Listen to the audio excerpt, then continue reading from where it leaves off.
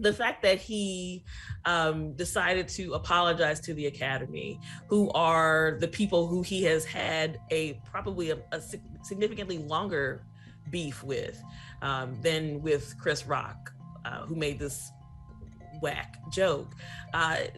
The fact that that was who his apology was to, not to the other African Americans who were in this audience, not to Wanda Sykes and Regina Hall, who have to hold this together, or to Chris Rock, who is again a fellow person in this game who knows and understands how this is played.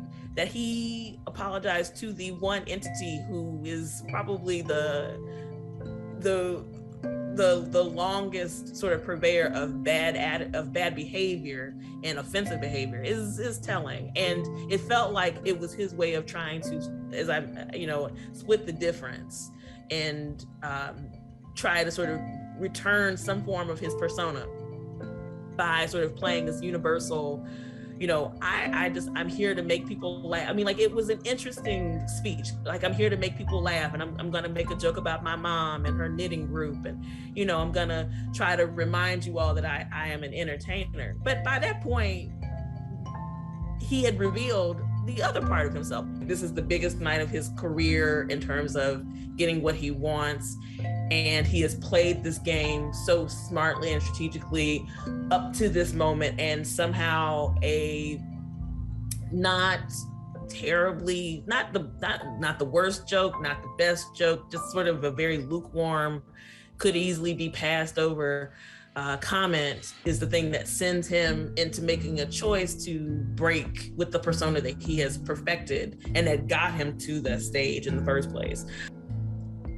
The way that power works here, we don't have to have this fight out here like this. Like, we don't have to do it like this. There are ways that this could have happened that could have been much more beneficial or could have been more impactful for Will Smith and for the way that he protects his wife and covers his wife than what he did. One of the things that I was thinking about was how he has, over the last 10 to 15 years had to rebrand himself in order to be relevant and in order to continue to be able to move toward the goals that he has, including, winning an Oscar.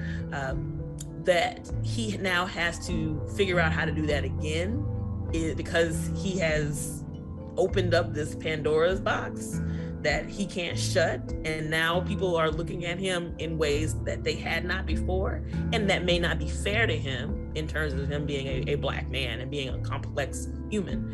But it's the reality of the game that he's been playing, and again, he has played this game for 30 years, so it's not like this is new.